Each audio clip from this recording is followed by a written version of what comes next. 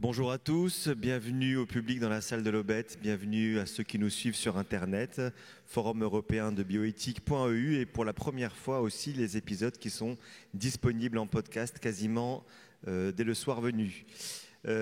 Première table ronde de l'après-midi, santé mentale et bioéthique.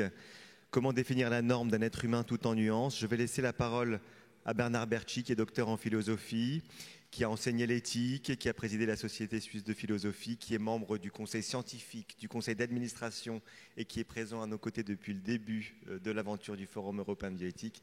Bernard Bertschi, je suis très heureux de te donner la parole. Merci Aurélien et merci aussi de l'invitation. C'est vrai que ce Forum de bioéthique, depuis 15 ans qu'il a lieu, je me souviens de la première fois où je suis venu, où j'étais absolument impressionné par cet événement qui était à nul autre pareil, on peut dire, puisque c'était la seule chose, et ça reste un peu le seul événement de bioéthique et de participation du public en Europe qui ait une telle qualité, une telle notoriété. Alors cet après-midi, dans cette première table ronde, donc on va s'occuper du concept de normalité. Je suis philosophe, comme Aurélien l'a dit, donc nous les philosophes, on aime les concepts. On s'occupe même des fois plus des concepts que des êtres humains. Mais enfin là, on arrivera à faire la jonction, je pense. Et effectivement, comme le dit le petit texte d'introduction donc à notre table ronde, définir ce qui est normal en matière de santé mentale est une tâche complexe, controversée et potentiellement dangereuse. Bon, alors une manière d'éviter la difficulté, la controverse et le danger, ce serait de renoncer à définir la normalité. Et c'est bien ce qu'on tend à observer de nos jours. La normalité est remplacée par la typicité. Au lieu de normalité mentale, donc, on parle de neurotypicité. Et nous entrons dans un monde de neurodiversité et de neurodivergence. Cette manière de s'exprimer est moins normative et donc potentiellement moins stigmatisante. Elle est même valorisante parce que la diversité est un terme connoté positivement, contrairement à l'anormalité ou à la maladie. Mais malheureusement, ça ne supprime pas vraiment la question fondamentale de la limite. Jusqu'où ce qui est atypique peut-il être considéré comme un fonctionnement normal, quoique divers? Et je vous rappelle qu'une définition largement acceptée de la santé, même si ce n'est pas celle de l'OMS, c'est que la santé consiste dans un fonctionnement normal de l'être humain. Manifestement, certains états neuropsychiatriques tombent en dehors. On peut penser à la schizophrénie. D'autres sont plus difficiles à classer, ainsi l'hyperactivité ou l'autisme. Et puis, qu'en est-il de la psychopathie, socialement délétère, mais classée par certains comme une simple manifestation de neurodiversité? Par ailleurs, si l'atypicité ne recouvre que des variations à l'intérieur de la normalité, pourquoi mobiliser des ressources médicales et économiques publiques pour s'en préoccuper? Et pourquoi considérer que c'est un malheur que d'en être affligé? Inversement, considérer une condition comme une maladie, c'est assurer sa prise en charge par la société. Ainsi, la question du normal et de la norme oscille entre deux dangers: la stigmatisation d'une part et l'absence de prise en charge d'autre part, au risque de mettre en péril la solidarité, aussi bien que l'égalité des chances, qui est l'égalité fondamentale dans ce que nous considérons comme une société juste. Et cette préoccupation n'est pas purement théorique, parce qu'en venant donc hier dans le train, je lisais un article d'une personne qui était une médiatrice de santé pair. On a vu ce matin en quoi ça consistait, une ancienne personne, une personne ayant souffert de pathologie, qui aide ceux qui en souffrent actuellement. Eh bien, cette personne faisait un article où elle analysait les différentes manières de parler de la santé et de la maladie mentale et remarquait qu'on oscillait toujours entre deux modèles, entre le modèle de la diversité et le modèle de la maladie. Et que ce n'était pas facile de faire le départ entre deux et d'arriver à se mettre d'accord là-dessus. Alors, c'est un sujet que l'on va aborder cet après-midi avec 4 intervenants qui seront dans l'ordre. D'abord, Romain Coutel, qui est pédiopsychiatre, chef de service à Mulhouse et professeur à Strasbourg. Il est aussi docteur en neurosciences et chercheur spécialisé en autisme au sein de l'unité mixte de recherche INSERM à Strasbourg. Ces recherches s'inscrivent dans une perspective multidimensionnelle et croisent des aspects développementaux, émotionnels, cognitifs, neurologiques, génétiques et environnementaux de l'autisme de l'enfance à l'âge adulte. Et puis, nous écouterons Yves Alambic, pédiatre qui a longtemps été généticien aux hôpitaux universitaires de Strasbourg. Il s'est toujours intéressé au domaine du handicap, de sa découverte et de la prise en charge. Il est actuellement président du conseil d'orientation de l'EREG Alsace, qui est l'espace régional éthique du Grand Est. En troisième position, c'est Guillaume Durand qui interviendra, qui est lui philosophe, spécialiste d'éthique médicale et de bioéthique, maître de conférences en philosophie à Nantes, université, et directeur de la consultation d'éthique clinique au centre hospitalier de Saint-Nazaire. Et enfin, Pierre Vidaillet, qui est professeur de psychiatrie, chef du pôle psychiatrie santé mentale et addictologie des hôpitaux universitaires de Strasbourg et président du Collège national pour la qualité des soins en psychiatrie. Donc vous voyez, philosophe et médecin, c'est dans le fond la formule de base de la bioéthique ou de l'éthique biomédicale, de faire dialoguer ces deux disciplines entre elles. Ça s'est largement ouvert depuis au droit, aux sciences humaines, aux sciences sociales, etc. Mais on est au cœur de notre problématique. Bien, donc je vais passer la parole à Romain Coutel et peut-être lui poser une petite question à laquelle il répondra s'il y a lieu. Comment définir la norme en psychiatrie ? Merci beaucoup. Alors c'est une question très ambitieuse. Il y a des philosophes parmi nous et je vais vraiment prendre le parti de la clinique et du terrain pour essayer de rendre compte des enjeux de la norme dans ma pratique de pédopsychiatre. Je vous remercie vraiment d'avoir si brillamment posé la problématique qui est déjà beaucoup développée et discutée. Donc, pour ma part, ce que je voulais rappeler en tant que pédopsychiatre, c'est que la norme, elle est incontournable. En tant que psychiatre, on a besoin d'avoir des normes, pas travailler sans normes. Et la norme est tellement importante qu'on a aussi utilisé des normes pour caractériser les troubles psychiatriques. Et ça a été très long de définir de manière consensuelle les troubles psychiatriques. Et c'est d'ailleurs toujours en débat. Donc, définir la norme pour les troubles eux-mêmes, c'est quelque chose qui est extrêmement important. Alors, il y a eu des tas de théories qui variaient suivant les pays, voire suivant les universités, pour définir les différents troubles, et qu'il y avait une immense diversité, ce qui faisait que c'était très difficile de se mettre d'accord sur, par exemple, ce qu'était une schizophrénie. Et les dernières classifications qui viennent justement normer les troubles s'appuient sur des critères qui sont souvent, a priori, très simples, très accessibles, et qui sont présents quand la majorité des psychiatres ou des psychologues estiment que, par exemple, ce patient souffre de schizophrénie. D'accord ? Et ça, c'est vraiment important dans ce que ça a donné ensuite. C'est qu'on a des classifications qui s'avèrent être, à mon avis, faussement, mais simples, claires, intelligibles. Si on commence à parler de psychiatrie, au début du siècle, il fallait appréhender des manuels de psychiatrie plutôt complexes. Aujourd'hui, vous allez sur Wikipédia et vous avez les critères du DSM qui sont les critères utilisés en clinique comme en recherche. Et donc, alors, à la fois, c'est très intéressant parce qu'on a l'opportunité d'avoir une norme qui est universelle.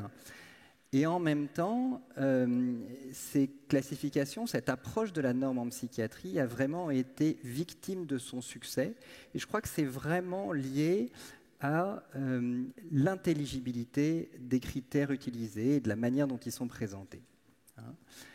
Un autre souci de la norme en psychiatrie, quand on voit la norme comme ça, on se dit pour une personne donnée, il y a ce qui est dans la norme et ce qui est hors norme. Or, une personne, c'est de nombreuses dimensions. Et logiquement, en psychiatrie, on va s'intéresser aux aspects multidimensionnels de la personne. Je pourrais en citer quelques-uns: l'attention, la mémoire, la socialisation, la communication, la motricité, la lecture, l'écriture. Et on voit que si on multiplie les dimensions, la probabilité d'être hors norme sur une de ces dimensions devient très importante. Et de fait, d'une certaine façon, le hors norme peut devenir la norme. On l'entend, quelqu'un, c'est mon cas, alors, qui est très étourdi, va justifier le fait qu'il est étourdi par le fait qu'il a un trouble attentionnel ou des choses comme ça. Ou tel autre qui est en retrait, on va dire, ou lui-même va dire qu'il se sent autiste. Ou tel autre qui a des difficultés d'écriture va dire qu'il a une dyslexie. Donc on voit que les personnes, c'est une observation courante, les personnes se saisissent de ces concepts pour parler de leurs difficultés, et de fait, le hors-norme acquiert dans le discours public une place très importante.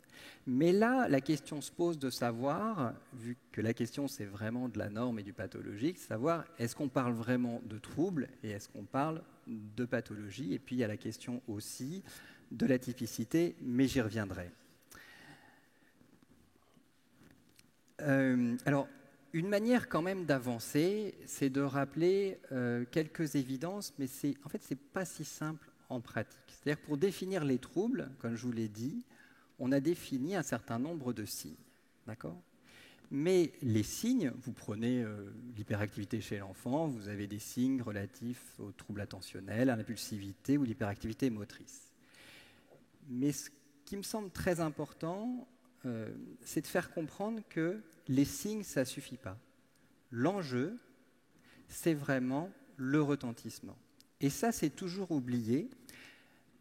Ou alors, on dit qu'il faut un retentissement sur la famille, les aspects professionnels, voire de loisirs, mais c'est juste une seule phrase comme ça.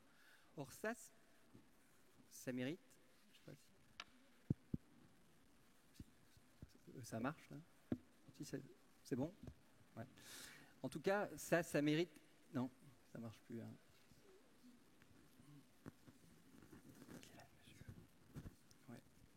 Il y aura peut-être du Larsen, non, je ne sais pas.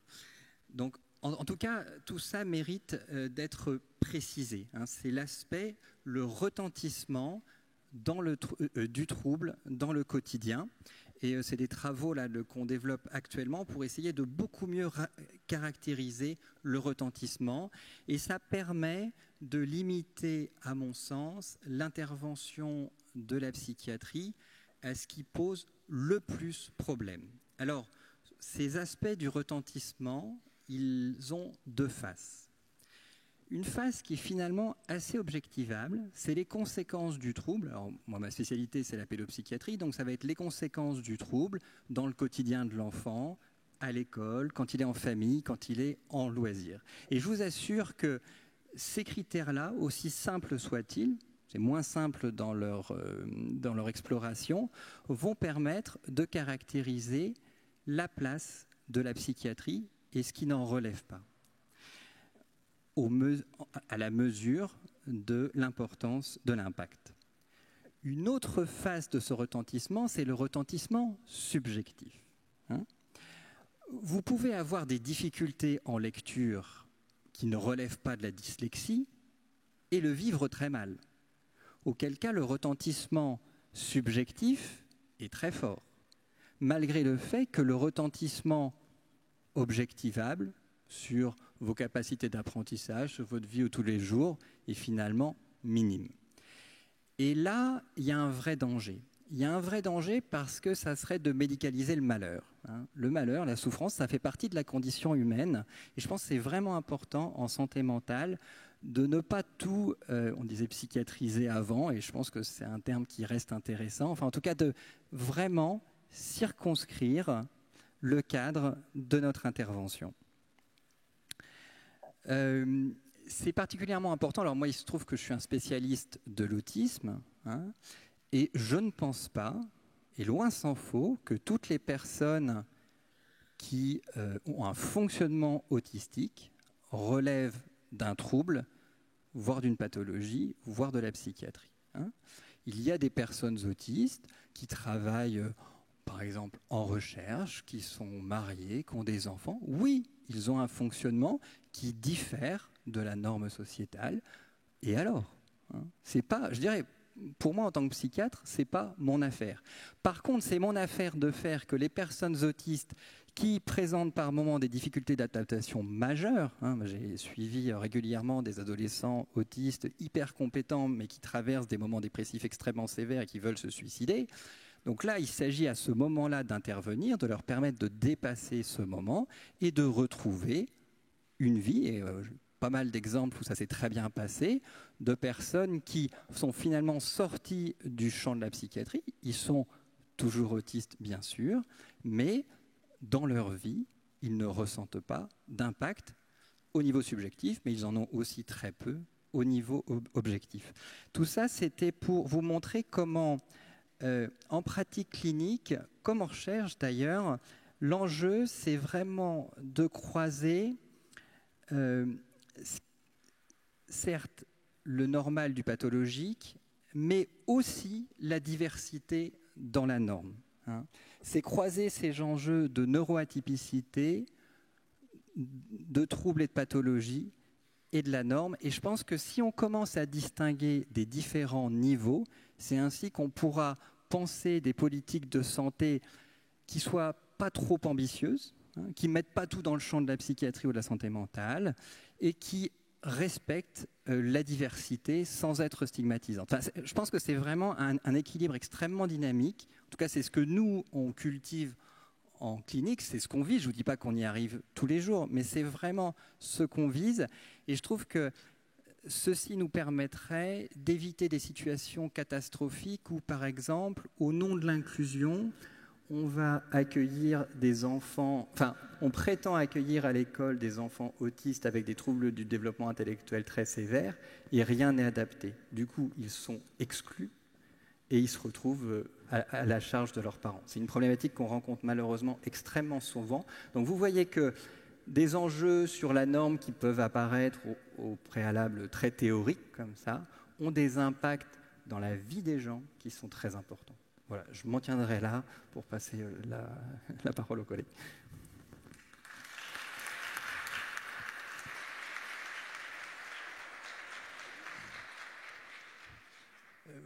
Merci Romain Coutel. Et comme vous dites, en soulignant l'importance du retentissement sur la vie, ça permet effectivement de mettre un peu de chair dans des questions qui pourraient paraître relativement théoriques.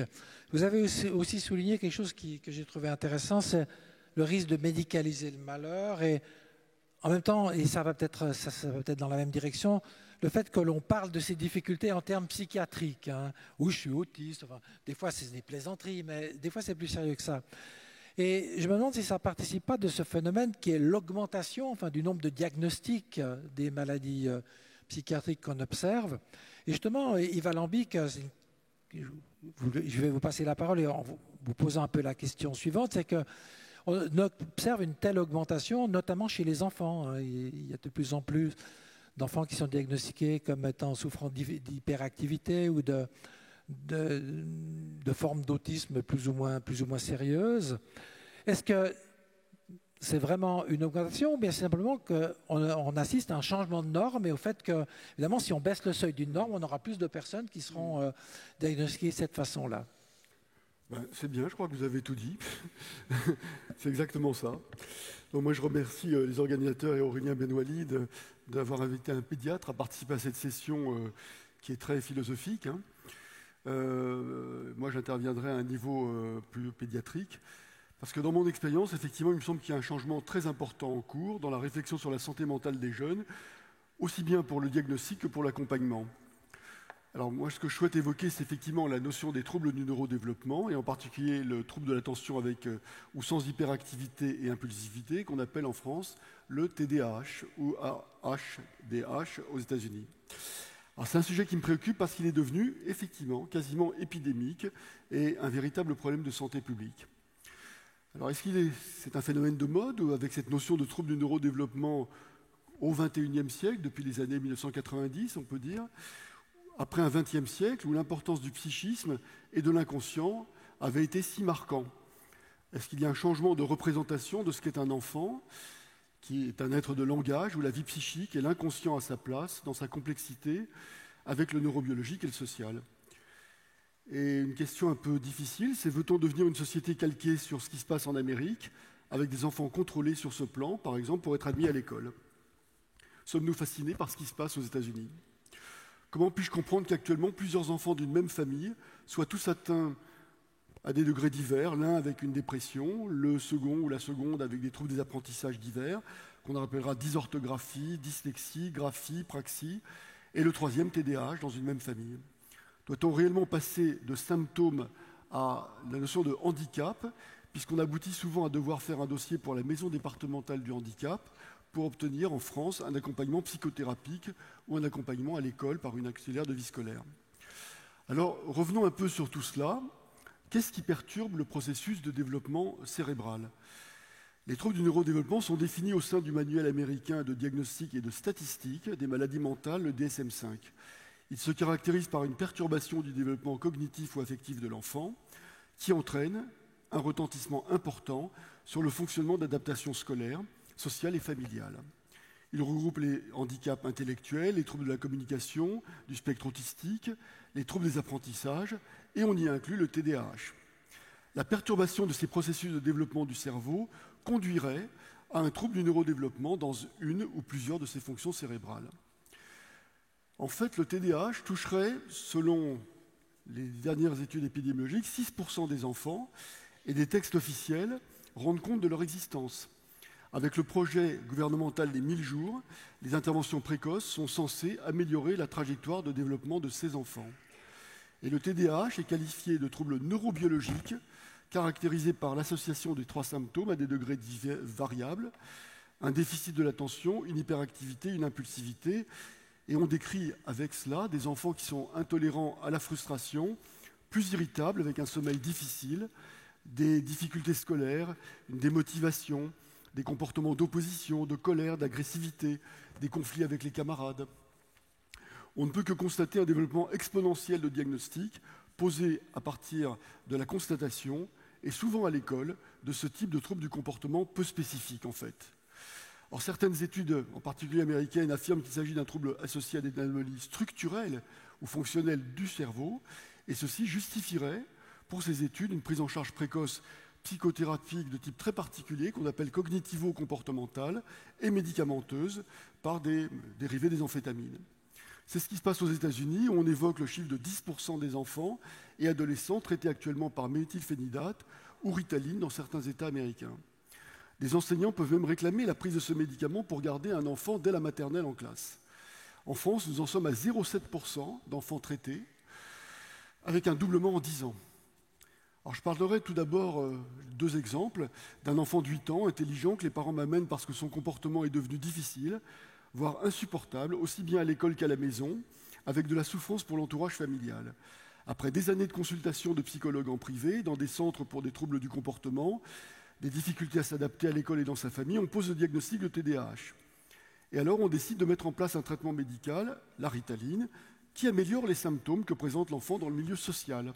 Il est beaucoup plus calme. Il y a bien là une cible neurobiologique, ça marche, mais ceci n'indique pas pour autant que cela règle la souffrance psychique de l'enfant et le problème de fond. Et voici un deuxième exemple. Un enfant de 5 ans que j'ai toujours trouvé joyeux et vif fait l'objet à l'école de remarques sur son comportement agité, et ça c'est très fréquent. Il ne peut rester longtemps en place, il a besoin de changer d'activité, il parle beaucoup. L'enseignant évoque l'hyperactivité et propose aux parents de réaliser une évaluation en leur donnant un document appelé échelle de Connors. Il s'agit d'observer dans le comportement de l'enfant, dans sa vie quotidienne, un certain nombre d'éléments qui seront notés par les parents de 1 à 5 et dont la somme permettrait de dire que l'enfant est atteint d'un TDAH ou non, avec toute la subjectivité des parents. Il va sans dire que ce n'est pas ainsi qu'il est souhaitable de procéder, même si l'enseignante partait d'une bonne intention. Je vois pour ma part un dévoiement de la recherche de diagnostic et pour l'école, la recherche de solutions pour avoir des enfants plus calmes dans un contexte de contraintes croissantes pour les enseignants qui n'en peuvent plus, protocoles, évaluations, contrôles en tout genre. Alors actuellement, le diagnostic de TDAH et son éventuel surdiagnostic suscitent des débats intenses parmi les professionnels de santé, les chercheurs et les parents. On observe fréquemment des troubles associés au TDAH comme l'anxiété ou la dépression précoce. Et la question qui se pose alors est de comprendre si l'agitation, le manque d'attention, de concentration, l'intolérance à la frustration en sont une conséquence ou une cause, et quelle est la place de la vie psychique de l'enfant là-dedans. Qu'est-ce qui relève de troubles de la relation et du lien social ou de conflits psychiques? Il faut bien rappeler l'importance de la relation et le lien d'attachement parent-enfant dans le développement psychique de l'enfant. Et même l'Académie de médecine évoque les parents, acteurs du neurodéveloppement de leur enfant, dans un document récent. Le cerveau humain se développe dès la vie fœtale. Il est en pleine construction à la naissance et pendant plusieurs années avec toutes ses fonctions. Le petit humain est dépendant de son entourage, de sa famille, de l'environnement.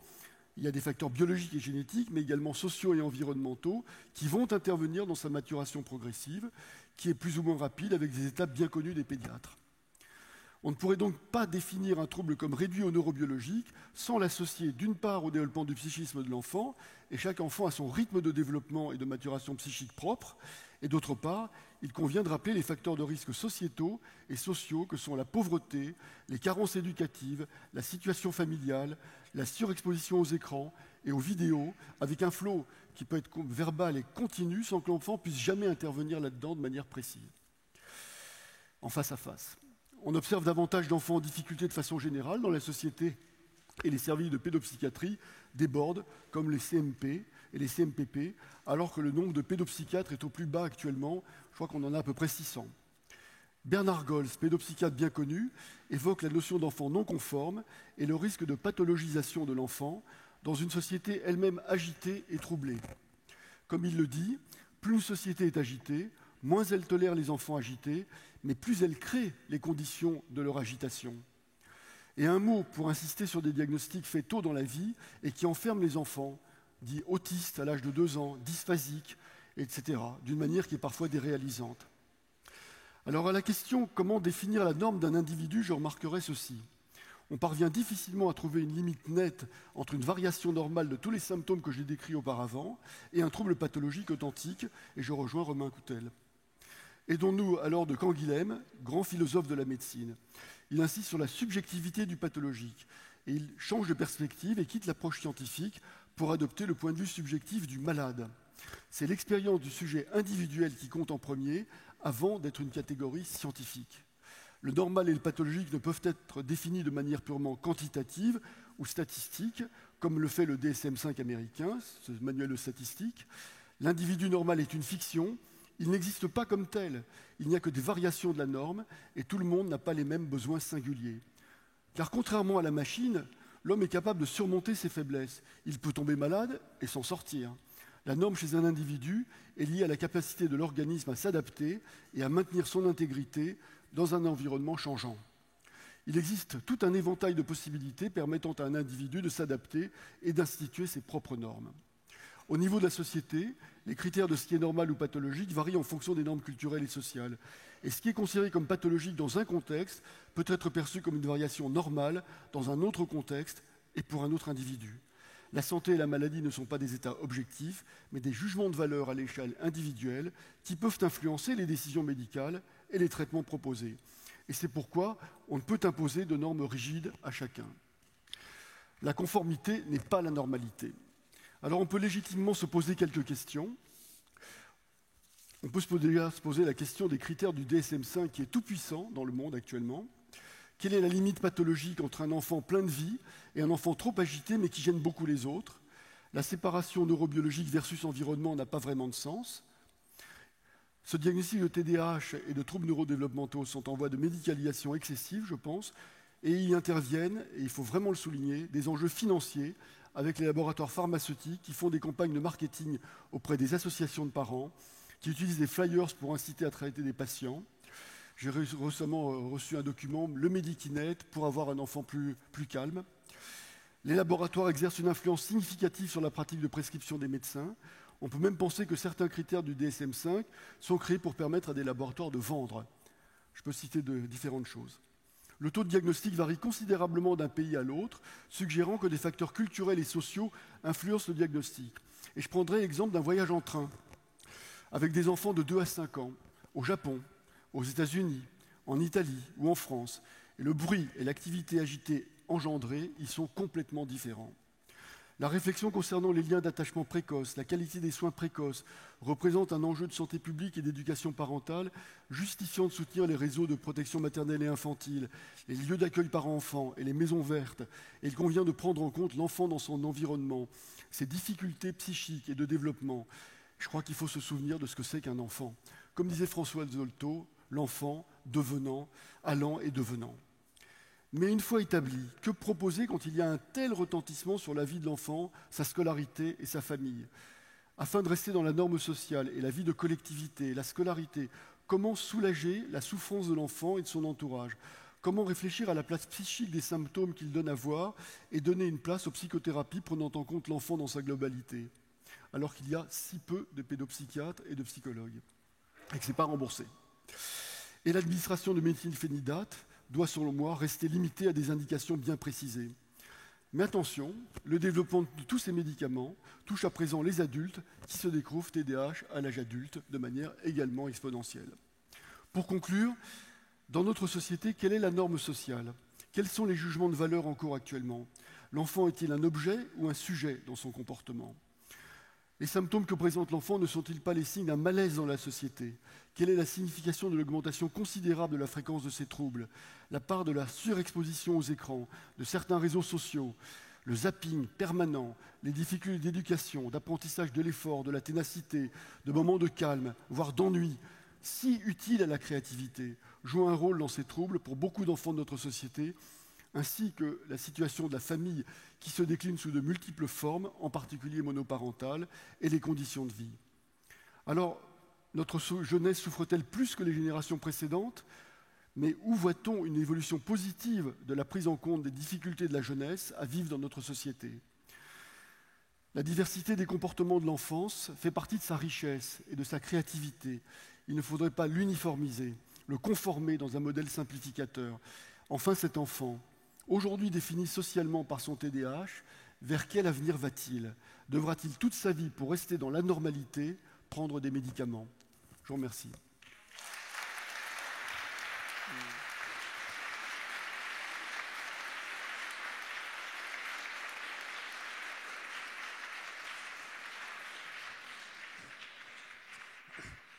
Merci beaucoup Yves Alambic de nous avoir rappelé qu'un enfant, c'est d'abord un être humain doué d'un psychisme et de langage aussi bien sûr, et que si les conditions de son éducation sont pas bonnes, il aura forcément des difficultés. Alors ça complète, je crois, ce qu'on avait déjà vu hier, où on insistait sur en tout cas certains insistaient sur un autre aspect de la question, c'est les effets délétères des pollutions de l'environnement sur la santé mentale, y compris des enfants. Et je pense que c'est multifactoriel, ces questions-là. Mais vous avez raison, de même que Romain Coutel parlait du risque de médicaliser le malheur, il y a le risque de médicaliser les difficultés, toutes difficultés. Vous rappeliez aux États-Unis le nombre d'enfants qui prennent tous les matins de la Ritaline. Les parents le demandent, les enseignants le demandent et les directeurs d'école aussi, puisqu'ils peuvent mettre plus d'élèves par classe, puisqu'ils sont plus calmes. Donc il y a une espèce de tendance qui va dans le sens de ce nouveau ministère des États-Unis de l'efficience et de l'efficacité, dont on verra bien ce qu'il donne. Mais pour l'instant, effectivement, on voit que statistiquement, vous dites, ça dépend des pays. Il y a des pays où il y a plus ou moins d'enfants qui sont atteints du TDAH. On est dans certains pays à 6%, on pourrait imaginer que ça augmente. Et alors, est-ce que ça ne pourrait pas devenir la norme, presque d'une certaine façon, hein, puisque la norme est aussi corrélée à la fréquence. Et c'est sur cette question que j'aimerais questionner Guillaume Durand, notre troisième intervenant. Souvent, on dit que donc, est normal ce qui est le plus fréquent. Donc la normale, c'est ce qui est rare. Mais est-ce que c'est une équation correcte ? Tout d'abord, je voudrais vraiment remercier encore une fois les organisateurs de m'avoir invité pour cet événement vraiment majeur. Et je le dis, ce n'est pas une formule de politesse. Le Forum européen de bioéthique est vraiment l'événement majeur en bioéthique en France et au niveau européen. Voilà, donc c'est un honneur et vraiment un plaisir et de venir à chaque fois dans cette ville qui est magnifique, la ville de Strasbourg. Alors je vous propose de faire, je vais répondre à ta question Bernard, de faire un petit peu un pas de côté et de jouer un petit peu le rôle du philosophe un peu, allez comment dire, un peu fou, si je peux me permettre à côté des psychiatres. je ne vais pas être trop fou non plus, je serai prudent, hein, mais voilà, je vous propose de vous emmener un petit peu plus loin, un petit peu à côté, en fait, pour revenir à cette question, vous allez voir, et qui a été de toute façon très très bien traitée déjà par mes prédécesseurs, sur la question de ce qui est normal, de ce qui est pathologique, et de la frontière entre les deux. Alors, je vais partir d'une expérience de pensée, une fiction, qui a été utilisée par l'équipe du psychologue américain Jonathan Haidt dans les années 2000. En fait, ils ont pris un groupe d'une trentaine de participants en les questionnant sur la moralité ou non de différents types de conduites. Ils leur donnent des récits, si vous voulez, on leur demande de juger moralement de la conduite en question. Donc, par exemple, on prend une jeune femme végétarienne, l'exemple d'une jeune femme végétarienne qui travaille dans un laboratoire médical, c'est une pure fiction, hein, et qui décide de découper et de manger un petit bout d'un cadavre humain donné à la science. Hein, et donc on leur demande est-ce que c'est bien, est-ce que c'est mal. L'expérience de pensée dont je voudrais vous parler, elle est celle-ci. Marc et Julie, là encore c'est une fiction, sont frères et sœurs. Ils sont tous les deux majeurs. Et imaginez qu'ils sont en France, sur une plage du sud de la France, et ils se retrouvent seuls sur cette plage un soir et ils décident d'avoir une relation sexuelle pour essayer. Ce sera leur première expérience, un peu pour s'amuser. On dit bien, ce sera la première expérience sexuelle. Ils prennent le maximum de précautions. Julie ne sera jamais enceinte. Ça restera pour eux un souvenir agréable, un secret qui les rapprochera. Et ils décideront de ne jamais recommencer et personne n'en saura jamais rien. Et on demande aux participants, qu'est-ce que vous en pensez? Est-ce que c'est mal sur le plan moral? Quasiment toutes les personnes disent que c'est mal. Alors on leur demande d'argumenter. Ah bah oui, mais Julie va peut-être être enceinte. Alors on dit non, on vous a dit dans l'expérience de pensée, elle ne sera pas enceinte. Oui, mais certaines personnes vont l'apprendre. Et non, on vous a dit que... Et au bout d'un certain temps, ils sont bien forcés de reconnaître qu'ils n'ont plus d'arguments. Mais ils continuent à juger cela mal. Ils disent bah, écoutez, peu importe, c'est mal. Voilà tout. Et là, on trouve, si vous voulez, l'essence même des tabous. C'est-à-dire, je définis le tabou comme ça, ainsi, ce qui nous apparaît immédiatement comme un mal, indépendamment de tout jugement rationnel. Et sans qu'on soit vraiment capable de se justifier. Freud, dans ce fameux texte Totem et tabou en 1913, parlait de ce qui suscite une terreur sacrée. Jonathan Haidt reprendra cette idée avec l'idée de stupéfaction morale. Le tabou, c'est ce qui est la plupart du temps, ce qui est doublement en dehors des normes. D'une part, en s'opposant à la norme au sens d'un impératif, de ce qui est prescrit. Vous voyez bien que Marc et Julie transgresse un des interdits majeurs dans notre société, transgression de la norme au sens moral, et d'autre part, en accomplissant un acte qui est plutôt rare dans notre société. L'acte est ici contraire à la norme au sens descriptif, c'est-à-dire contraire à ce qui est simplement le plus répandu dans notre société. Ceux qui transgressent de tels interdits s'expose à la condamnation morale et sociale la plus lourde. Et une série de questions, alors, méritent d'être posées. Quel sens et quelle valeur accorder à de telles normes? Sont-elles fondées rationnellement? Sont-elles universelles? Peuvent-elles être justifiées par leur fonction particulière dans une société ou dans une communauté? Ou sont-elles au contraire des préjugés moraux en particulier, qui entravent la pensée et l'action? Est-ce que ce sont des limites illégitimes à nos désirs et à nos libertés? Un des arguments forts contre la levée des tabous, contre celles et ceux qui sortent des normes, est porté non seulement par l'opinion commune, mais aussi, je crois, par les sciences médicales et notamment la psychiatrie. Et je vais le résumer ainsi, je vais me focaliser sur cette question. La transgression de ces normes, de ces prohibitions, serait le symptôme d'un trouble psychiatrique. Autrement dit, ceux qui franchissent la frontière de la normalité souffriraient d'un trouble psychique et le plus souvent aussi d'ailleurs, on va les considérer, en tout cas la société les considérera comme des criminels. Or, on l'a dit, c'est une immense et complexe question en philosophie de la médecine que celle de la définition de la santé, de la maladie, mais aussi du normal et du pathologique. Alors en France, cette question, elle est un des piliers majeurs de l'œuvre fondamentale de Georges Canguilhem, thèse soutenue en 1943, remaniée et publiée dans les fin des années 60, enfin en 66, et qui est restée la référence majeure. La question, elle est la suivante, une série de questions. Qu'est-ce qu'un comportement normal? L'anormal est-il le synonyme du pathologique? Le pathologique est-il le contraire du normal? Est-ce que ces concepts de pathologique, de normalité, je vais revenir, de maladie, etc., sont-ils objectifs et universels ou variables selon les cultures, les époques, voire les individus? Par exemple, deuxième exemple, il s'agit de déterminer si le zoophile, donc l'être humain qui a des relations sexuelles avec des animaux non humains, souffre d'une pathologie mentale. Si on faisait les statistiques dans cette salle, qui est zoophile? Je pense que personne ne va lever la main. Bon, voilà. L'individu zoophile, excusez-moi, je vais l'appeler comme ça, est animé de désirs plutôt rares, moins fréquents que la majorité de ses congénères. Mais la question est de savoir, est-ce qu'il peut être sain, S-A-I-N, sur le plan psychique?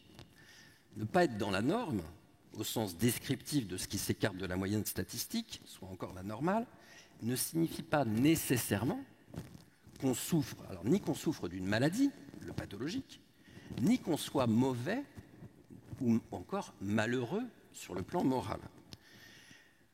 Autrement, comme l'écrit le philosophe anglais Graham Priest, l'héroïsme, vous voyez, ce qui sort de la rareté, ce qui est rare, l'héroïsme, avoir un quotient intellectuel supérieur à 200, ou être capable de faire l'amour sans pause durant 5 heures, devrait être considéré comme des maladies ou comme des maux au sens moral du terme.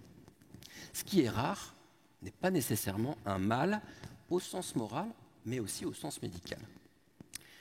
En France, en 2005, c'est une affaire de zoophilie, je ne vais pas rentrer dans les détails, mais avait vraiment fait polémique chez les juristes et les philosophes, très intéressante, je ne rentrerai pas dans les détails, mais c'était un poney nommé alors Junior, par son maître, qui avait eu des relations sexuelles visiblement avec Junior, et l'affaire avait été menée devant des tribunaux, il avait été dénoncé par la SPA et par la fondation Brigitte Bardot.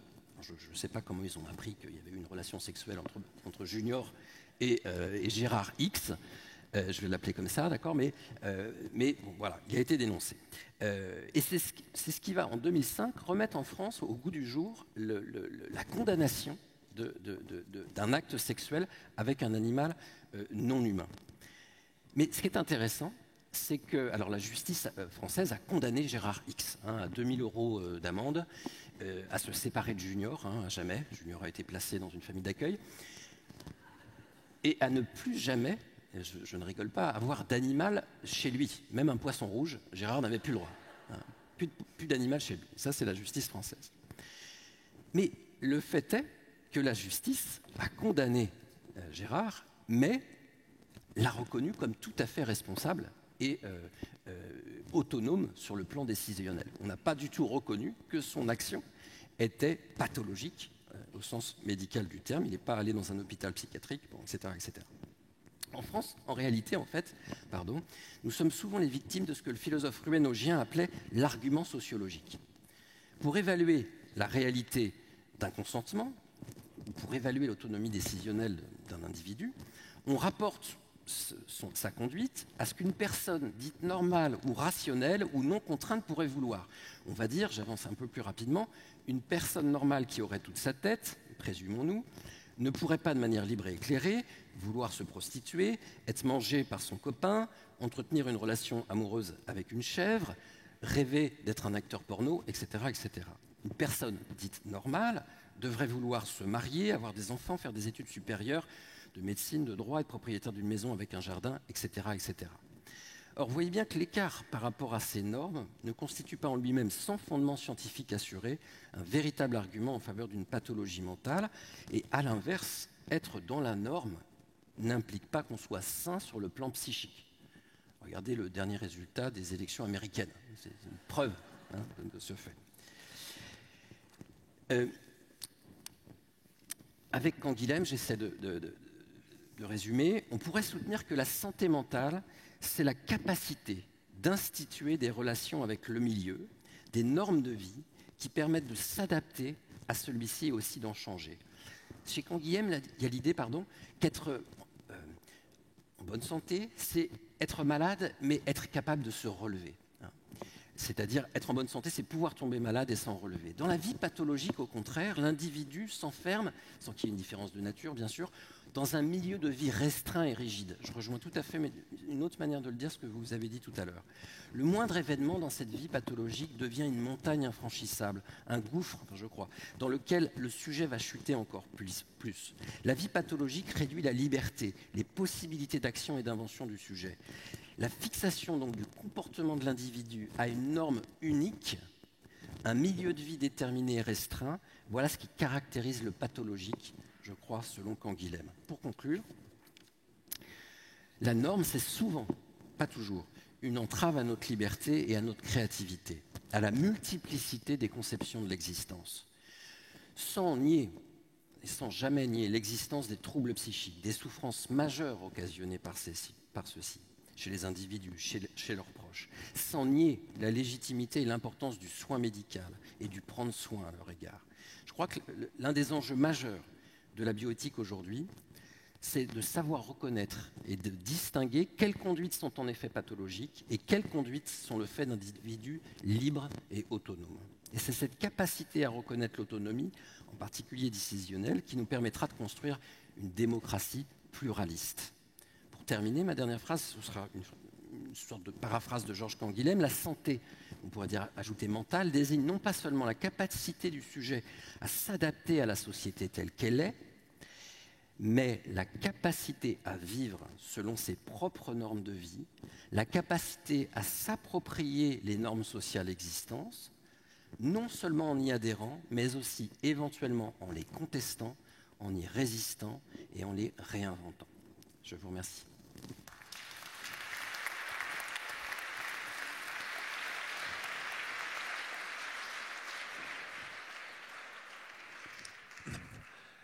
Merci Guillaume d'avoir notamment rappelé l'importance de Canguilhem pour la pensée philosophique sur cette question-là.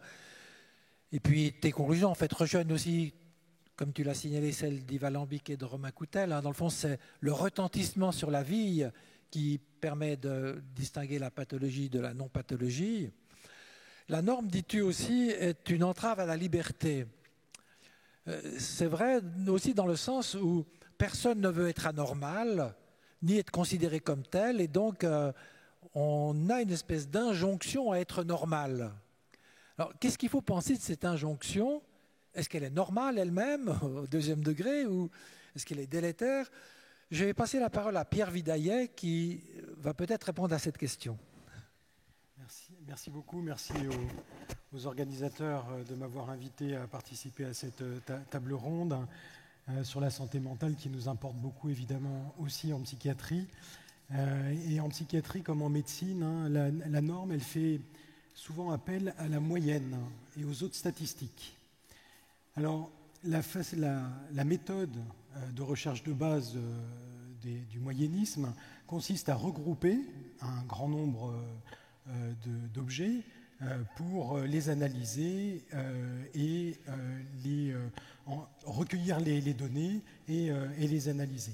Donc on commence par rassembler en médecine beaucoup de gens, de personnes, et puis on va mesurer un certain nombre de critères et on va chercher à modéliser les individus. Et on s'aperçoit finalement que cette méthode, elle a des défauts dans notre pratique clinique aussi, et même dans notre recherche. Et par exemple, on s'aperçoit que souvent c'est aussi l'idée que bigger is better. Plus on rassemble de personnes, plus on rassemble de données, meilleure va être la précision de notre mesure et des conséquences qu'on va en tirer, par exemple pour les soins. On s'aperçoit que ça peut aboutir à des aberrations et par exemple oublier un groupe de sujets qui va être un petit peu noyé dans la masse et qui réagit parfaitement différemment au traitement qui, sur l'ensemble des sujets, est plutôt efficace. Et ça, sur une pratique clinique, sur une pratique artisanale, ça a des effets qui peuvent être assez dramatiques. Alors, cette méthode, et on va voir en quoi elle peut être délétère aussi, et en tout cas, pour s'éloigner de ça, moi j'ai été amené à lire des approches un peu différentes, et en particulier un livre de Todd Rose qui s'appelle La tyrannie de la norme, il s'occupe des sciences de l'individu à Harvard, et que j'ai trouvé assez éclairant. Et un des exemples qu'il cite dans la première partie de son ouvrage, c'est les accidents qui avaient lieu dans l'aviation américaine dans les années 40. Et donc là, les gens ont été assez inquiets parce qu'il y avait beaucoup d'accidents, et finalement, on s'est aperçu que ce n'était pas des erreurs ni des pilotes, ni des problèmes liés à l'avion. Et ils se sont aperçus que finalement, le cockpit des pilotes avait été mis en place dans les années 20 en mesurant un certain nombre de pilotes et en organisant ainsi, en moyennant les données qui permettaient de mesurer, par exemple, la hauteur des vitres, la longueur entre le siège et les pédales, la longueur du bras pour aller jusqu'à la manette de l'avion. Et ils se sont dit, tiens, les pilotes, ils ont peut-être grandi depuis les années 20, donc on va refaire une analyse et on va regrouper plein de pilotes, et puis on va mieux adapter le cockpit aux pilotes de notre époque. Et donc ils ont donné le travail à faire à quelqu'un qui finalement était un peu critique sur cette méthode. Mais bref, il a pris quand même 4000 pilotes, et puis il les a mesurés, il a défini 10 dimensions physiques qui étaient considérées comme les plus pertinentes pour dessiner le cockpit des avions. Et puis il a fait les mesures. Donc il est arrivé à un pilote moyen, et ensuite il a repris un certain nombre de pilotes. Il a regardé comment il ressemblait finalement au pilote moyen. Et bien il s'est aperçu qu'il n'y avait aucun des pilotes parmi les 4000 qui remplissait les 10 critères moyens qu'il avait définis à partir de l'ensemble des 4000 pilotes. Et plus que ça, même si on prenait 3 de ces dimensions, il n'y avait que 3% des pilotes qui remplissaient, qui étaient dans la moyenne de ces 3 dimensions. Sachant que la dimension n'était pas juste la moyenne, mais la moyenne avec un écart à cette moyenne pris en compte. Donc finalement, ce qui apparaissait, c'était que le pilote moyen n'existait pas. Et donc l'aviation a décidé de faire des cockpits qui pouvaient s'adapter à chaque pilote, avec des sièges qui étaient coulissants, des manettes qui pouvaient s'adapter à la longueur des bras, etc. Effectivement, ça a été efficace, et là, l'aviation s'est rapidement adaptée, pas pour un principe conceptuel, voilà, mais parce qu'il y avait des enjeux très pragmatiques et financiers derrière.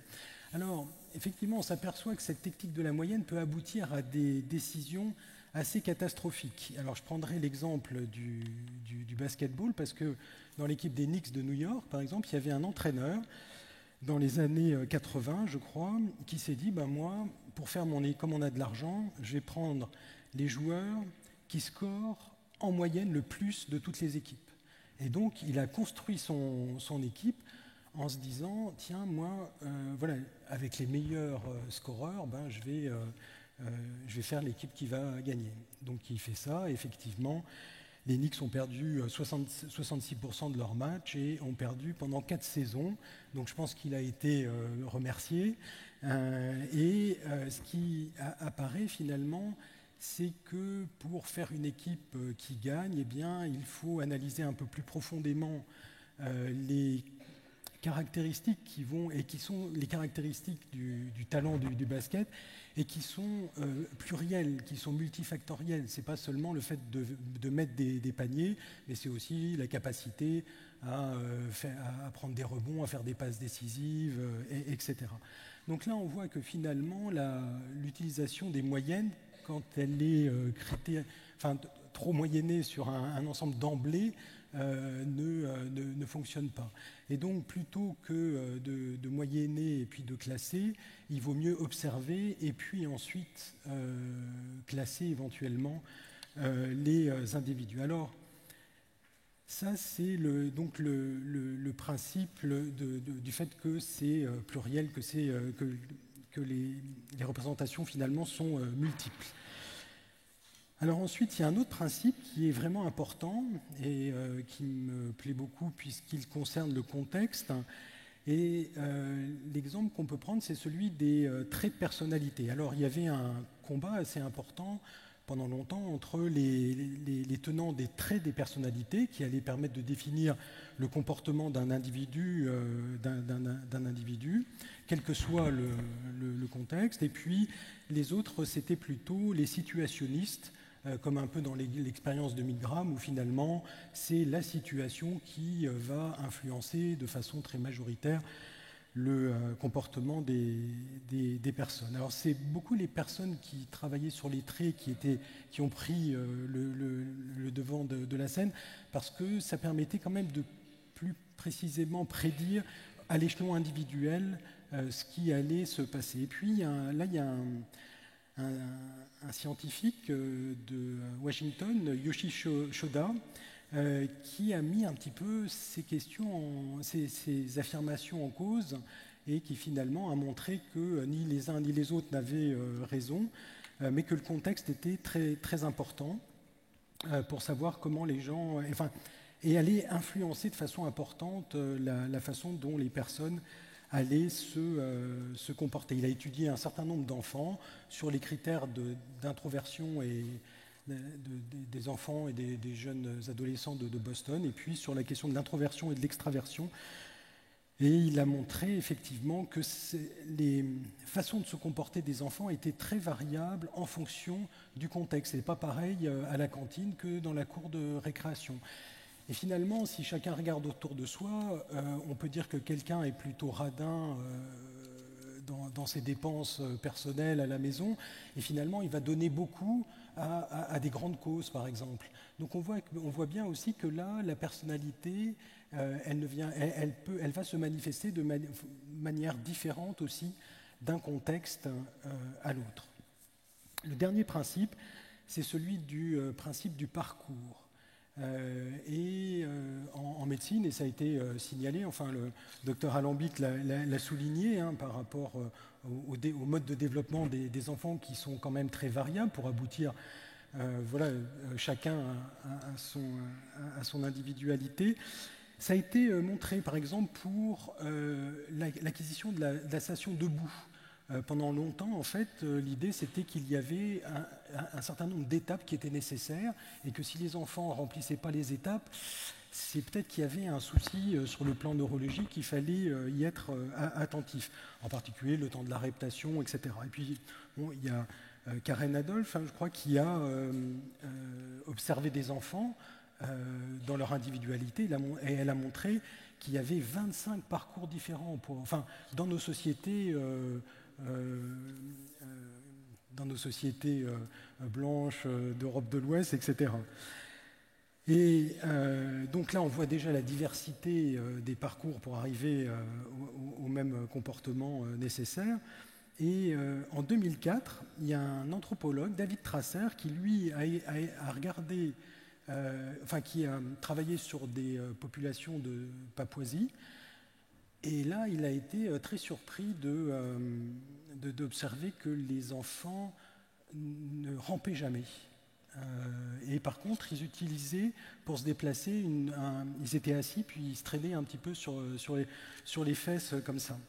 Effectivement, il s'est aperçu que c'était manifestement lié au risque d'infection. Il y a des parasites dans la terre en Papouasie, et que la réputation allait être extrêmement négative pour les enfants pour acquérir la station debout. Donc là, on voit que les parcours sont d'abord très variables d'une personne à l'autre, et puis aussi très modifiés en fonction du contexte.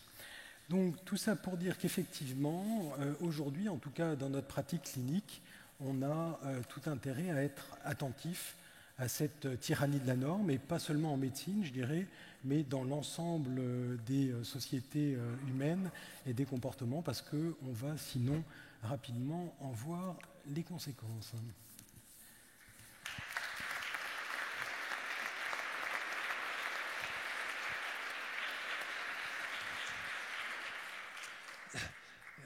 Merci beaucoup de cette réflexion, effectivement, sur ce nouveau tyran qu'il faudra peut-être renverser aussi. Donc, à vous entendre tous les quatre, j'en conclus, enfin, il semble que vous soyez assez d'accord sur le fait que la diversité est plus importante et plus libératrice, d'une certaine manière, et plus, plus fidèle à la réalité que des normes rigides. Hein. Des normes rigides qui peuvent devenir tyranniques ou qui peuvent ressembler à quelque chose comme une sorte d'injonction.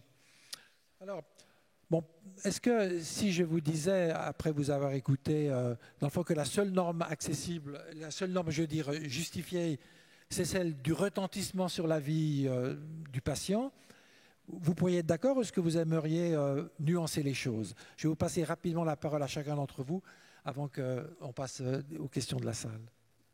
Romain Coutel? Je ne sais pas si ça marche. Moi, j'ai soutenu que c'était un bon critère. Est-ce que c'est le seul? Alors là, je veux dire, je suis un peu pris de court. Non, je pense pas. Je pense pas parce que, en tout cas, il faut faire attention. Hein. C'est là où je vais rentrer, c'est que le retentissement, et j'ai pointé ça sur le fait que il y a le retentissement subjectif. Mais mesurer le retentissement et l'objectiver pour pouvoir justifier des soins est loin d'être chose aisée. Parce qu'évidemment, ça repose la question de la mesure et de celui qui mesure et du contexte dans lequel il mesure. Hein. Et par rapport à ça, moi, ce que je pense très sain, c'est que la façon dont on mesure le retentissement et plus globalement dont on appréhende les pathologies, ça soit très évolutif. Hein. Alors ça fait un peu bizarre parce que c'est vrai qu'en psychiatrie, on se doute bien que les limites ne sont pas très claires, mais là, il faudrait voir aussi ce qu'en disent les cancérologues ou voilà, sur d'autres aspects. Mais donc, le retentissement, oui, mais en mesurant la complexité. Et puis, moi, ce qui m'intéresse dans le retentissement, c'est aussi qu'on peut appréhender comment a réagi l'environnement. Hein. Les mesures du handicap, par exemple, à travers la classification internationale du handicap, sont très intéressantes parce qu'on va pouvoir mesurer le retentissement du trouble, mais en même temps, ce que le patient serait en mesure de faire s'il avait certaines aides dans l'environnement. Donc, du coup, vous questionnez l'environnement et vous pouvez, au-delà de définir des politiques de santé, vous pouvez vraiment définir des politiques sociales. D'accord ? Alors, c'est sur le papier, et comme je le présente, ça fait rêver. Dans les faits, la classification internationale du fonctionnement, qui est une très bonne classification, c'est un nombre d'items phénoménal. C'est 1800 items. Enfin, inutile de vous dire que dans les faits, elle a été très peu utilisée. Alors, c'est vrai que maintenant, on tend vers des formes plus réduites, parce qu'il faut faire des échelles qui soient utilisables, quoi. Alors la question est intéressante, mais la première chose, c'est qui est-ce qui évalue le retentissement? Et qui dans la société, et pourquoi la société a le droit d'évaluer le retentissement? Alors je reprends ce que nous a raconté Guillaume Durand à propos de Junior. De quel droit la société intervient dans la relation d'une personne, dans sa sexualité très particulière, qui gêne personne, et pourquoi, à un moment, quelqu'un évalue ce retentissement? Alors, on l'évalue de manière juridique. Mais la norme, ici, c'est la norme individuelle. Et pour cet être humain, sa norme à lui, elle est subjective, elle lui convient très bien. Et je trouve que là, il y a un abus de pouvoir total. Et donc, le retentissement, je pense que ce n'est pas simplement la diversité de la norme qui nous intéresse, c'est qui évalue la norme et comment on peut s'opposer à la normativation, la normativité en fait sociale. Et donc la norme individuelle et la norme sociale. Et là, je rejoins vraiment ce que j'ai appris dans Canguilhem. Et je trouve que c'est pas cette partie-là est très intéressante chez lui. Donc ça m'a intéressé cette histoire de Junior parce que justement, je trouve que cet homme est tout à fait normal pour lui-même. Faut pas oublier Junior. Est-ce qu'il était consentant? C'est la question. Gérard a quand même emmené Junior avec lui. Alors, il a soutenu que Junior était consentant, mais malheureusement, Junior n'a pas pu s'exprimer sur la question. Mais voilà. Non, c'est une question vraiment intéressante. Alors moi, je te propose d'y répondre ainsi. Vraiment, tu sais que moi, je suis un philosophe minimal sur le plan moral.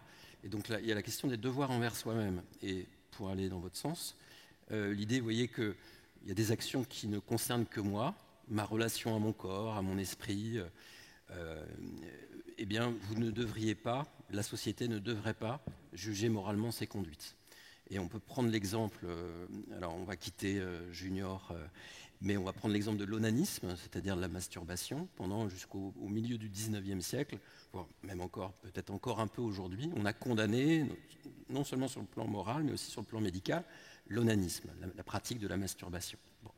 On voit aujourd'hui que c'est quand même de plus en plus rare de condamner celle-ci, hein, même si rares sont les médecins généralistes, si vous vous dites stressé, qui vous conseillent de vous masturber 2 fois par jour, ça reste quand même assez rare. Bon. Mais par contre, vous voyez bien que et là on quitte la question des devoirs uniquement envers soi-même, les devoirs envers autrui. Vous voyez bien que vous n'allez pas être d'accord si les actions dirigées uniquement vers moi ont des conséquences sur les autres.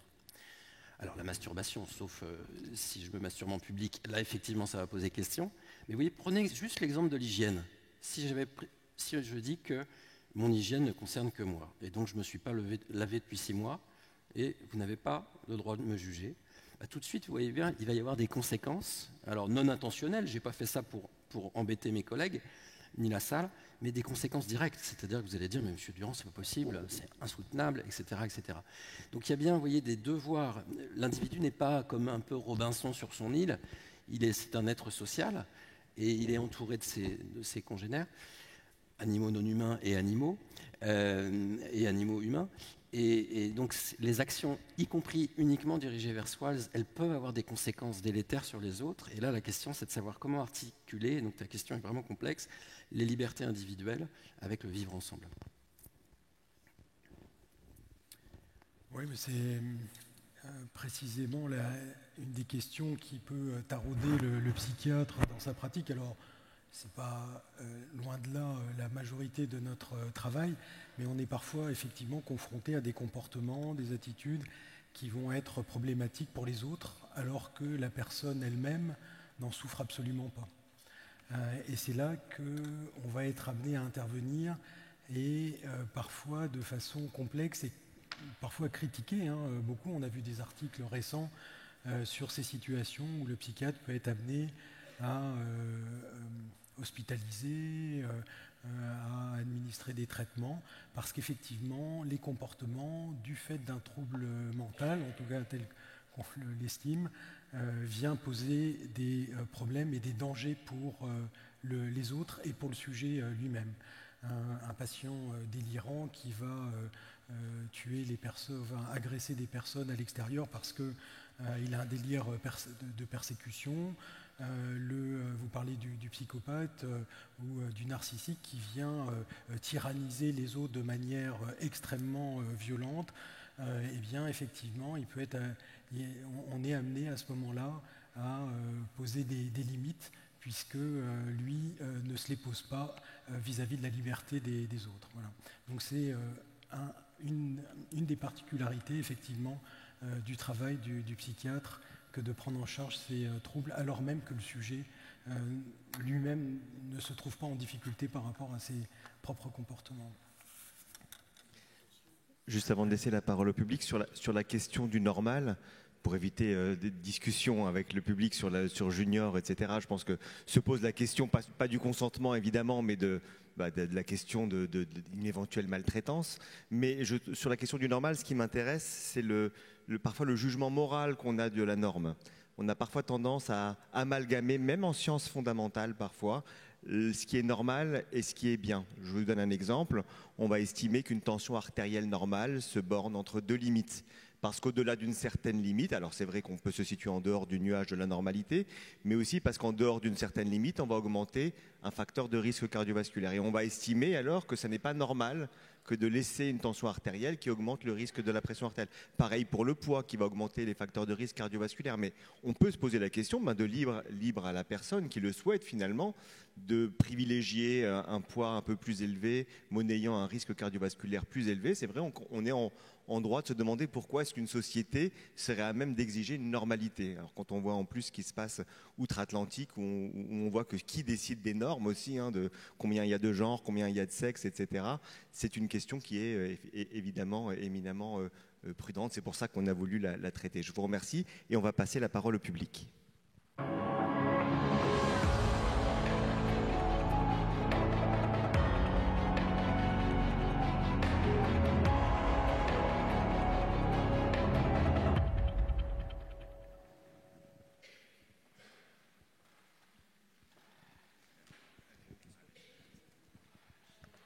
Merci pour vos interventions.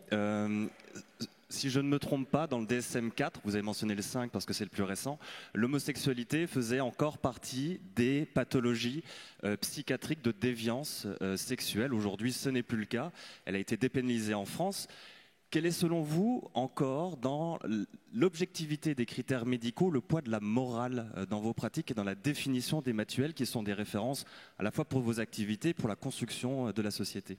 Merci.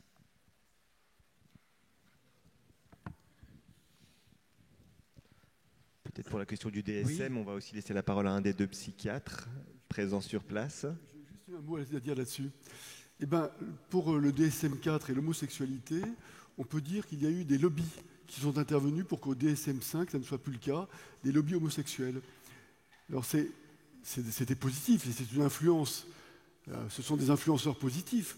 Mais dans des cas opposés, on a pu dire dans le DSM-4 et le DSM-5 des choses complètement dingues, comme la création d'une pathologie qui s'appelle la dépression liée à la femme pendant sa période de règles. Et ce qui a permis de donner un nouveau médicament, enfin plutôt un ancien antidépresseur qui a été recyclé pour ça. Et pour l'homosexualité, ça a été ça. Donc c'est pas pour des jugements moraux, ni d'un côté ni de l'autre, mais c'est des histoires de lobby aussi. Hein. C'est assez triste. Oui, j'ai pas eu le temps de vous en parler, mais je voulais parler de la perversion, du concept de perversion sexuelle. Et à propos notamment de l'homosexualité, c'est assez intéressant parce que oui, la perversion, c'est ce qui se détourne de la voie procréative. Et donc il y a tout un tas un nombre d'actes sexuels, dont le sexe anal, vont être considérés comme des déviances par rapport à la procréation dite normale et saine, qui est le coït, qui vise la procréation. Ce n'est pas uniquement dans le champ médical. Alors, juste une question, est-ce que vous savez en quelle année les dernières lois anti-sodomie aux États-Unis ont été abrogées? En 2003. Hein.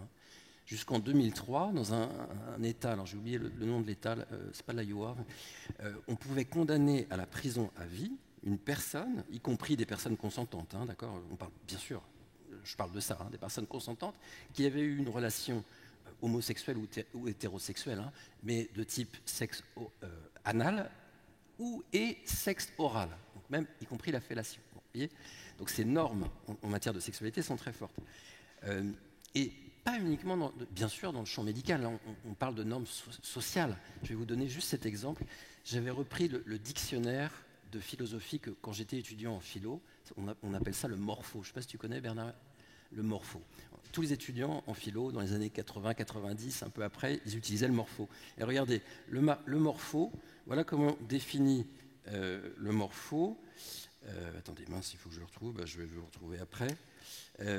C'était, oui, voilà, précisant, la perversion sexuelle, j'ouvre les guillemets, est une anomalie par la déviation de la fin normale qui tend à la procréation. Voilà. 95. Hein, moi, j'ai fait mes études de philosophie avec cette définition. Mais la fin normale. La fin normale. Pour compléter ce que tu dis, Guillaume, la norme, effectivement, c'est la procréation, et le droit canon, donc, qui est le droit de l'Église catholique, l'ancien droit canon, condamnait plus gravement la sodomie que le viol. Parce que dans le viol, il s'agissait d'une possibilité de procréation naturelle. Mais cet exemple montre bien, alors évidemment, ça nous révulse un peu, mais cet exemple montre bien que selon la norme que l'on utilise, tel acte va être catalogué comme bon ou mauvais. C'est le rôle de la norme morale. Tu me l'apprends, c'est absolument terrible, ça. D'accord, ok, je ne savais pas ça. Oui, bonjour. J'ai trouvé ça très, très intéressant. Je voudrais revenir un peu au problème des troubles du neurodéveloppement chez les enfants et le fait qu'ils soient de plus en plus diagnostiqués. Et effectivement, la question, c'est quelle est leur répercussion sur la vie actuelle de l'enfant et dans son environnement familial et scolaire, mais aussi peut-être la vie future. Je m'explique. Parce qu'on parle souvent d'ailleurs de est-ce que c'est un handicap, et souvent maintenant on dit situation de handicap. Or, nous avons aussi des normes actuelles qui augmentent cette histoire de situation de handicap. Je pense qu'il est tout à fait normal que la vitesse d'apprentissage, les comportements, notamment à l'adolescence, soient divers, la progression. Mais là, maintenant, on a Parcoursup qui oblige, en tout cas c'est la perception qu'en ont les enfants et les parents, à être dans les clous à 16-17 ans pour pouvoir... Et puis, il y a cette peur, mais est-ce qu'elle est, je pense, justifiée, que quelque chose qu'on voulait absolument faire, on ne pourra plus le faire simplement parce qu'on n'était pas dans les clous.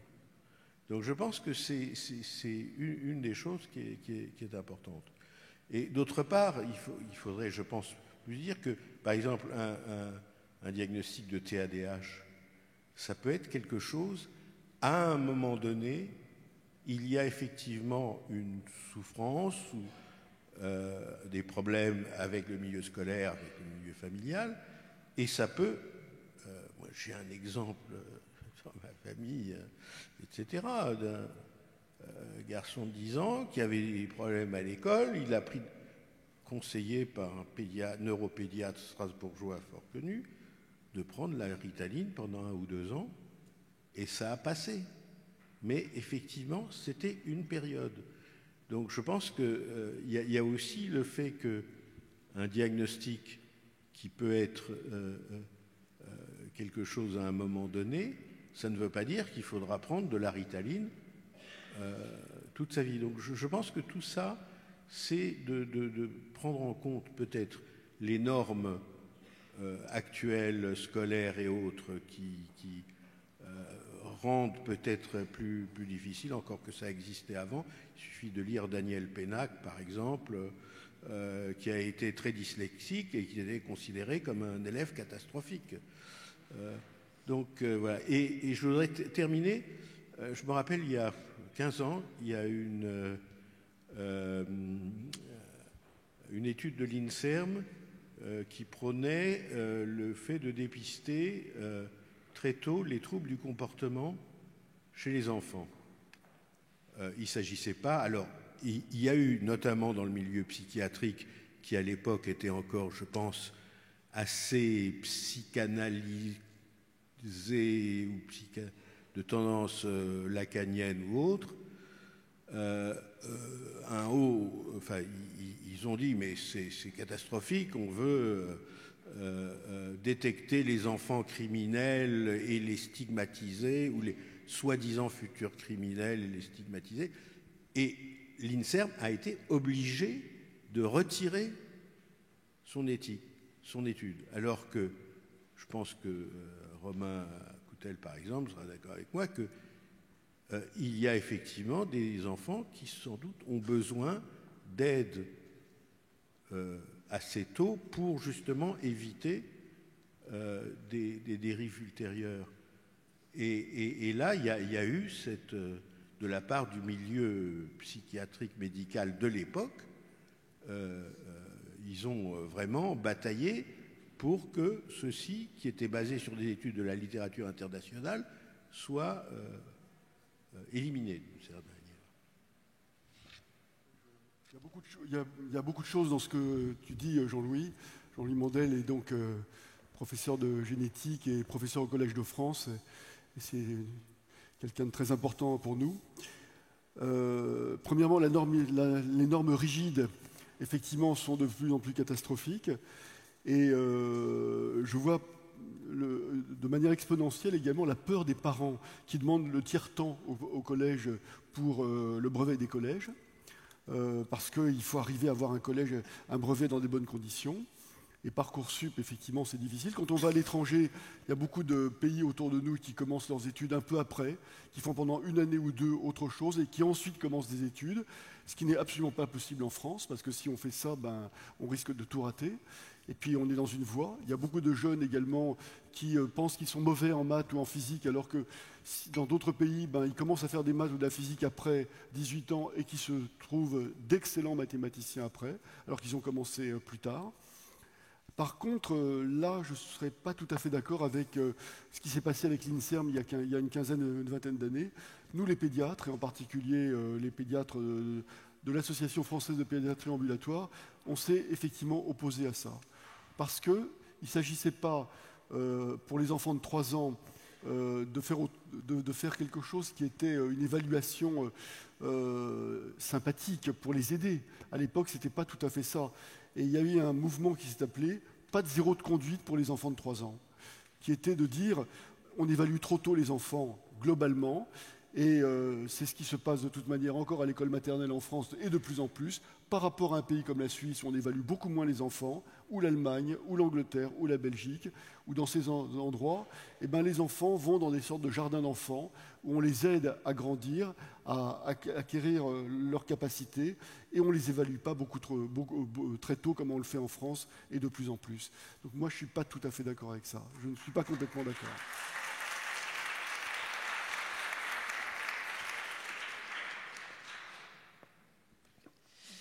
Merci beaucoup pour votre intervention.